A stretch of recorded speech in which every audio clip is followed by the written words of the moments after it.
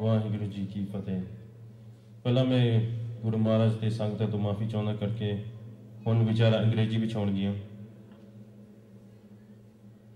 I was asked to speak about Bhai Rajinder Singh, and it's often, I mean, even recently we talked about Bhai Satwan Singh and Bhai Beyant Singh, Sukha and Jinda, and sometimes we simplify their life. We look at Bhai Satwan Singh and Beyant Singh and think, Indira Gandhi attacked Hargobind Sahib, then Shera ne badla le liya. We simplify it that they took revenge. Vedya attacked Hargobind Sahib, Sukha Jinda took him out. Darshan Das was desecrating Gurbani, and Bhai Manjeet Singh and Bhai Rajinder Singh took him out. Sometimes we simplify it and we forget the fact that there's a human aspect to their story. And it's not as simple as we think. It's not one action and then a reaction. There's a whole series of events that lead to something. Now this program is about Bhai Rajinder Singh Ji, but just the way when we say Bhai Satwan Singh, Bhai Beyant Singh rolls off the tongue, we mention Sukha's name and Jinda's rolls off the tongue. We mention Bhagat Singh and Udham Singh rolls off the tongue. In the same manner, we mention Rajinder Singh, Bhai Rajinder Singh, and Bhai Manjeet Singh rolls off the tongue. And I'm just gonna, today is the 11th of the 11th, and the whole of the Western world is remembering their fallen soldiers. And they spent the whole day distributing poppies and doing memorials just to remember their fallen soldiers. But the Khalsa Panth has a soldier who's still standing, and half the Sikh world has forgotten who he is or what he's done. So the purpose of today's program is just to shine a bit of light on the man's life and what he done and what the ultimate message is. So just a bit of background about Bhai Rajinder Singh. Bhai Rajinder Singh comes from a place called Moghalwala in Amritsar. Amritsar, the land of our Shaheeds. And Bhai Rajinder Singh was a normal farmer. Like, we've got a lot of relatives back in Punjab. He's a normal farmer. But he was very in tune with the Sikh struggle from an early age. Not because he was born in a Sikh family, because he was the victim of the Indian establishment. As a farmer, he worked really hard, and he was part of the Green Revolution that brought a lot of change into the way agriculture was done in India. Punjabi farmers fed the whole of India, which is why they call it a Green Revolution. Yet the farmers who fed India, they got nothing in return. Bhai Rajinder Singh was one of them. They weren't allowed to put their own price on their crops. They weren't allowed to diversify what they were going to make as farmers. So he was one of those farmers. He was a statistic, a farmer who wasn't doing very well because of the Indian establishment. He also lived quite near the Pakistan border, so he knows what it feels like to live in a war-torn area. When India was at war with Pakistan, the bordering villages faced the brunt of the destruction. But Bhai Rajinder Singh's village and many other villages were never compensated, they were never rebuilt, because for the Indian establishment, Punjab is just a dirty back garden that you don't take care of.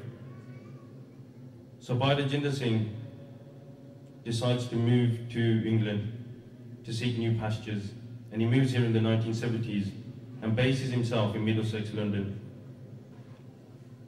Now, I've given a slight background about Bhai Rajinder Singh, and I think it's quite apt to give a background about Bhai Manjeet Singh Ji as well. Bhai Manjeet Singh was a normal guy like Bhai Rajinder Singh as well, somebody who had a sugar in their life, liked to have a laugh and a joke, but always in tune with Sikhi, and actually had a family as well. When Darshan Das was taken out, Bhai Manjeet Singh had two children, a 4-month-old son and a 9-month-old son and a 4-year-old girl. They had all the wealth that you could imagine. By the age of 21, they had their own house, they had a car, they had everything that we work for. That's Bhai Manjeet Singh. Now, just to give you a bit of background about Darshan Das now. Darshan Das was born in the 1950s, and he came from an area called Batala. Now, any legitimate religion has at least 100 years of history. Darshan Das traces back to his birth, which is 1950s. Now in Batala, he was sponsored by the Indian establishment, where they created a sect called Darshan Das. Now Darshan Das would disrespect Gurbani in a manner that we can't even imagine. He would disrespect the Panj Pyare. Where the Shabd Nanak would come in Gurbani, he would replace it with Darshan Das. So Nanak Hosi such, he changed to Darshan Das Hosi such. He said Guru Granth Sahib Ji was an outmoded system and disrespected Guru Granth Sahib in a manner that we can only imagine. Now what people don't realize is when Sant Janel Singh Khan Sahib Bhindranwale were leading our civil rights movement, Darshan Das was on Sant Bhindranwale's radar. And he did tell the Singhs that we need to be wary of this person. And as soon as Darshan Das was under the radar of Sant Bhindranwale, the research analysis wing of India moved Darshan Das from Batala to Delhi with 24-hour protection, where he could make all the insults to our Gurus with the full might of the armed force behind him. Then what the Indian establishment do is they look at the UK and they can see that there's a lot of Sikhi popping up here. There's a lot of people becoming Amritari, connecting with Sikhi. Why not take Darshan Das and the damage he's done here, why can't we get him to do it in England? So they moved Darshan Das to England. Now Darshan Das was such a criminal. He wasn't just desecrating Gurbani, but he was an actual criminal as well. A mother wrote a letter to Indira Gandhi, the then Prime Minister of India, explicitly stating that he had raped her disabled daughter.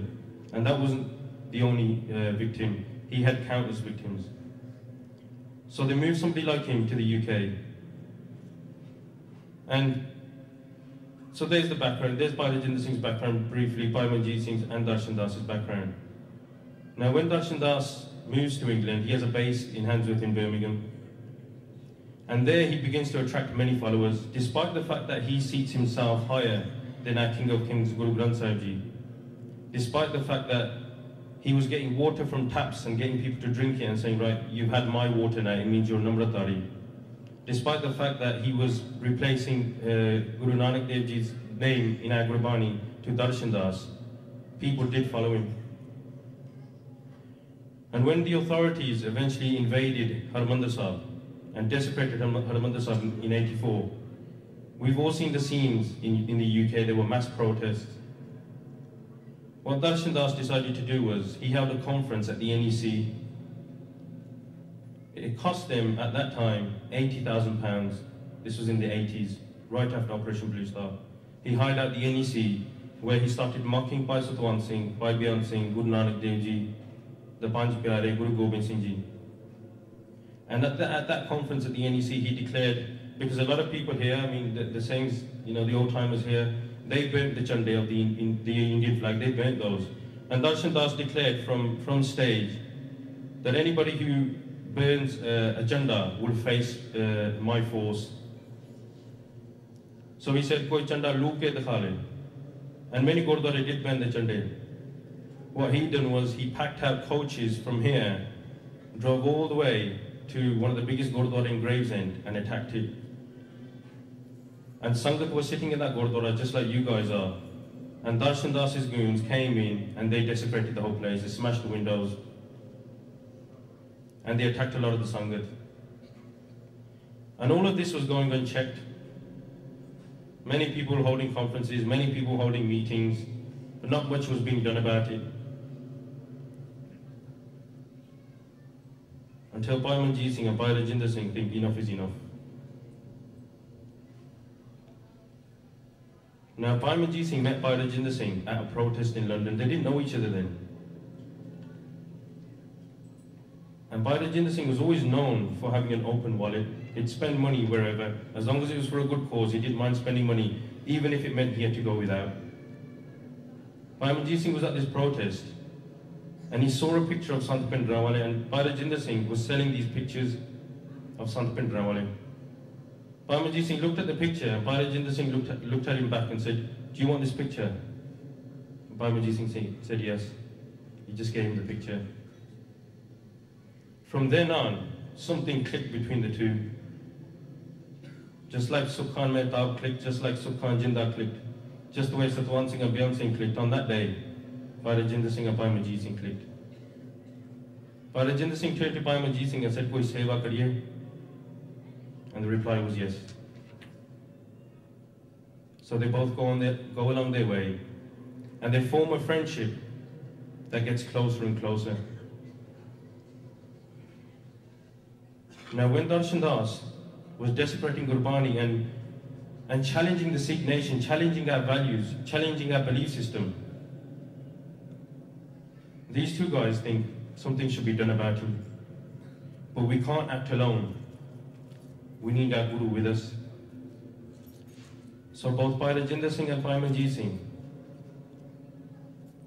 they go to a Gurdwara in Birmingham, stand with their hearts bleeding and their hands folded, and they say to Guru Granth Sahib Ji Maharaj that in Nandir Sahib, Guru Gobind Singh Ji gave us a direct command that you are now our King of Kings.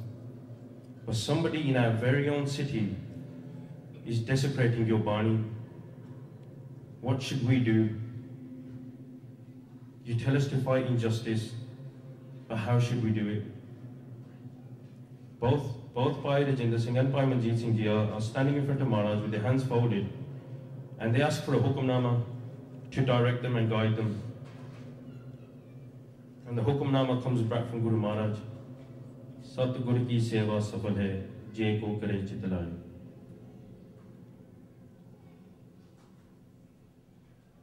That is the hukamnama that was given to them. So understanding this, comprehending this, they devise a plan. Despite the fact that they live with jobs, with money, with families, they decide to cast off those pleasures and sacrifice themselves. But an important thing to know is, Guru Maharaj didn't create an army of just soldiers. He created saint soldiers. People didn't just help Bhai Rajinder Singh and Manjeet Singh. Darshan Das is saying this, he's doing this, and all of a sudden, it's over. Both of them, in a guise, started going to his programs. They sat there and listened to him for months. They wanted to know themselves, what is this guy actually doing? And for those months, it was clear that the things people were saying, the way he was sitting above Guru Maharaj, the way he was desecrating our Gurbani was true. So they decided the time's right. At Dormerswell Conference Centre in London, Darshan Das is sitting there and he's mocking our faith. Bhai Rajinder Singh and Bhai Manjeet Singh are both present. A little bit into his program, Bhai Manjeet Singh gets up and unleashes some justice on him. Bhai Rajinder Singh jumps on stage and unleashes some more. Darshan Das is finished. And rather than run away, rather than flee and escape, both of them stand there and say, we've done what we've had to do, now you guys do what you have to do. In the same manner, when Satwan Singh unleashed a barrage of 40 bullets into Indira Gandhi's abdomen, he didn't run away. Same as Bhai Rajinder Singh and Bhai Manjeet Singh. So that was the act, that was the actual act. Darshan Das's game was over. Then it comes to the core. Now this is when you talk about Sikh warriors. Because you could get any depraved guy to pull a trigger. Anyone can pull a trigger, any depraved guy can pull a trigger. Only an honourable man can pull it for an honourable cause. But only an honourable man, as Sant Sipahi Guru Granth Sahib Ji, can live with honour after the actual act. In the court, even Justice Miskin, who was going to sentence Bhai Manjeet Singh and Bhai Rajinder Singh, said that the way Darshan Das was acting, the way he was behaving, I don't blame you guys for doing what you done. So we see Bhai Manjeet Singh, Bhai Rajinder Singh Ji acting according to Sikh philosophy. Wherever there are tyrants, like Guru Nanak Dev Ji says, "Je jeeve patalati jaye, sab haram jeta kish khaida."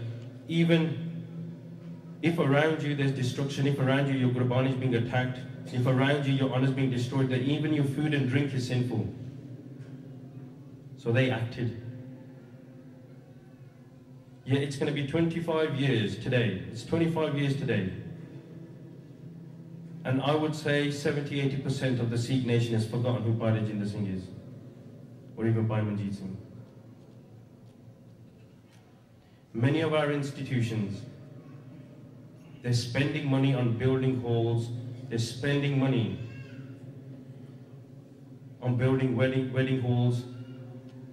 But what about building character?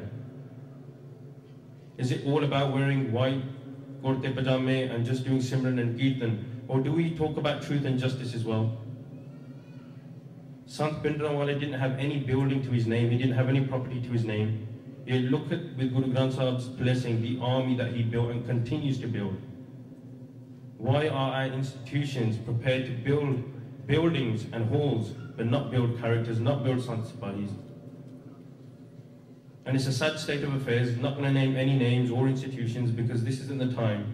When Guru Maharaj feels that it's a time, all our internal enemies will be exposed. But people feel that we should get rid of this part of our history. We shouldn't talk about people like Bhai Rajinder Singh. We shouldn't talk about Bhai Satwant Singh.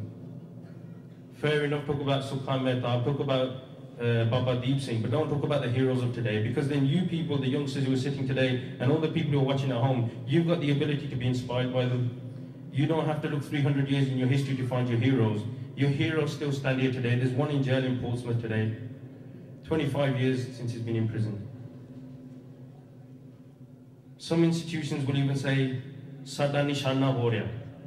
Major institutions, Sikh institutions, that our goal has changed. I don't remember Sri Akal Takht Sahib or Guru Granth Sahib sending us, any of us, a memo to say that we no longer fight against injustice. We no longer speak the truth. So it's up to people like us to keep Bhai Rajinder Singh's memory alive. It's up to people like us to keep all of our Shaheed's memory alive. And even once in jail, the manner in which both of these sons of Guru Granth Sahib Ji conducted themselves. Bhai Rajinder Singh ran half a marathon for charity. He's done numerous things for charity. Those people who go to see him in jail, he tells them, make sure you switch your lights off when you leave a room, just to do something for the environment. This is the character of Bhai Rajinder Singh. We talk about I pledge orange, we talk about Kesri Lair. This man was pledging orange before half of us were born. The world was coloured in Kesri for Bhai Balwant Singh Ji Rajoana. But have we ever stopped to think that Bhai Rajinder Singh has been in prison 8 years longer than Bhai Rajoana? His beard has gone from black to grey, but the colour of his dastar remains the same, Kesri. Fighting for truth, justice. This is Bhai Rajinder Singh and Bhai Manjeet Singh's story in a nutshell. And it's important to note that we talk about Masarangar. We have many Masarangars. Masarangar was in Hargobind Sahib and Sukha Mehtab chopped his head off. Masarangar was alive during Jallianwala Bagh, and Maharaj sent Udham Singh to get justice from him. Masarangar was alive in the form of Vedya when he attacked Hargobind Sahib, and they sent Bhai Sukha, Bhai Jinda to get justice from him. Masarangar was alive in the 80s in Birmingham when Darshan Das was doing what he was doing, and they sent Bhai Rajinder Singh and Bhai Manjeet Singh to get justice from him. It's the same ideology. These two people didn't do anything different. But what was amazing about what they'd done was that they'd done it living in the UK, having all the pleasures that we enjoy.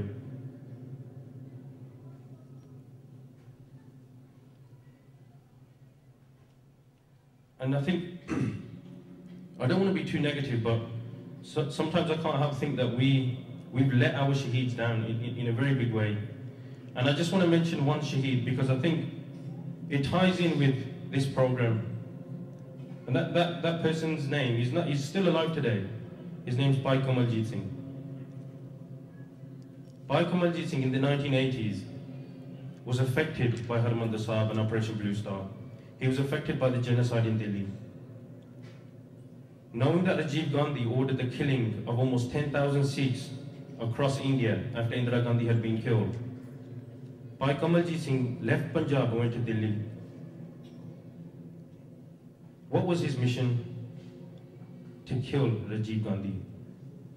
Because if the Prime Minister at the top is ordering execution, is ordering massacre, how do you stop it? So Bhai Kamaljeet Singh goes to Delhi, and he knows that they're going to celebrate Mohandas Karamchand Gandhi's birthday in 10 days' time.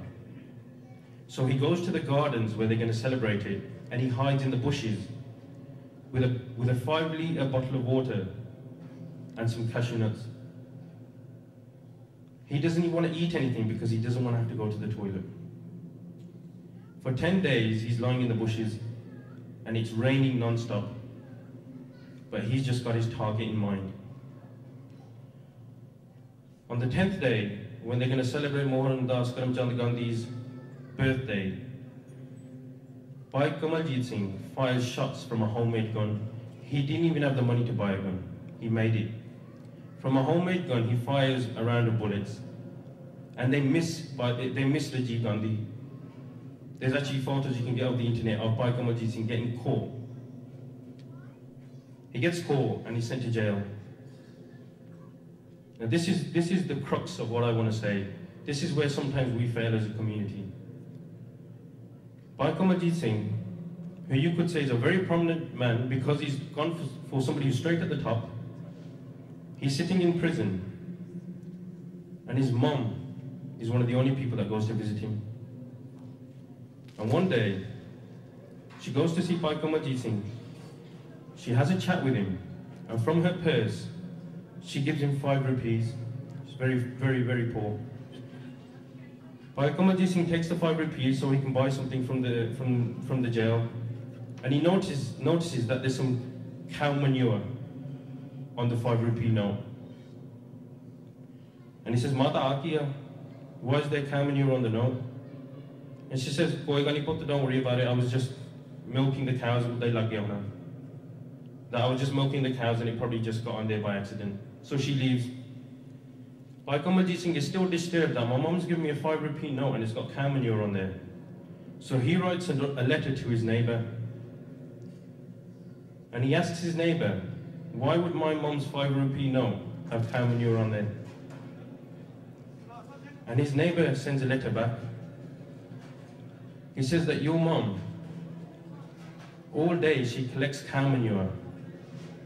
She turns it into cow pap, sells it, and with that money, she buys a ticket to come and see you.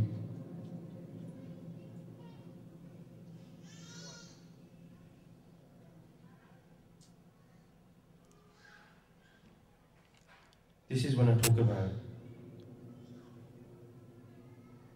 letting our shaheeds down,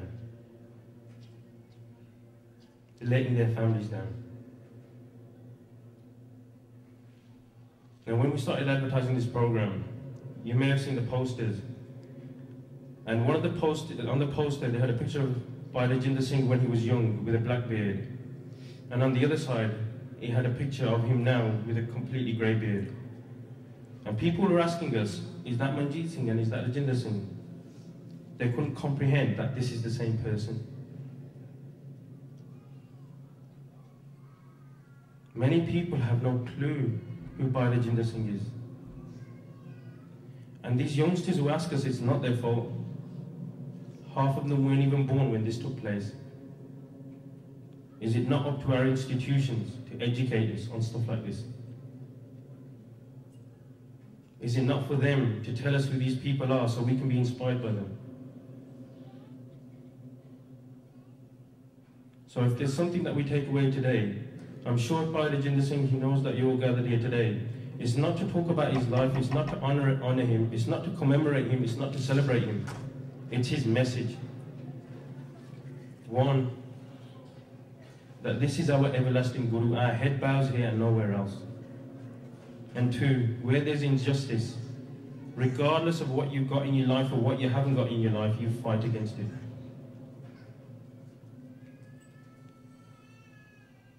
And I think just to close, We need some kind of welfare system.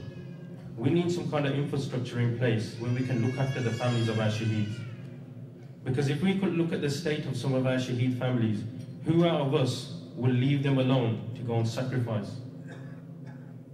We need to start taking care of them. That's something that I wish that everybody takes away with them. And I think what's more important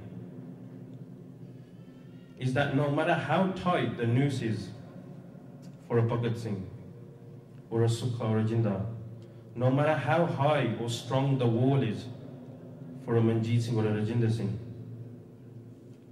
if in our lifetime, in our very own generation, we can have diamonds like these, it means we belong to a Qawm that can't be controlled, that can't be intimidated, and certainly can't be suppressed.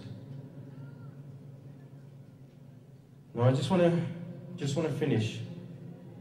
When about 7-8 years ago I found out about Bhai Manjeet Singh and Bhai Rajinder Singh, I couldn't believe that in our own country, in our own city, that these two people existed, and there was no way for me to vent my emotion other than to write a poem, but I've never shared it with anybody. But I just think today perhaps the time's right to share this poem with everyone, so here it is.